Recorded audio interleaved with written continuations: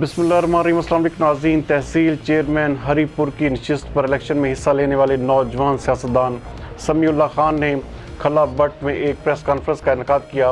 ہمارے bureau chief Tanveer Ahmad Tanoli کے مطابق اس موقع پر ان کا کہنا تھا کہ میرا خاندان ایک خدمت گار خاندان ہے اور میرے تایا شہید اختر نواز خان نے جو ایک خدمت کا سفر شروع کیا تھا ہری پور کی عوام کے لیے، اس سفر کو میرا پورا خاندان چلا رہا ہے۔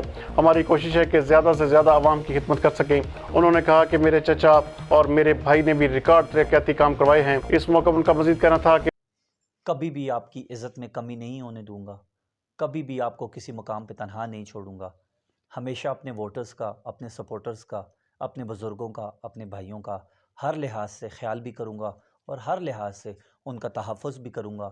جب تک اللہ نے مجھے زندگی دی ہوئی ہے، میں ہمیشہ آپ کی خدمت کرتا رہوں گا، ہمیشہ آپ لوگوں کے لیے ہر وقت مہیا رہوں گا، ہمیشہ آپ لوگوں کا خیال کرتا رہوں گا، اس امید کے ساتھ کہ آپ اپنے بھائی کا، اپنے بچے کا خیال کریں گے اور میری سپورٹ کریں گے۔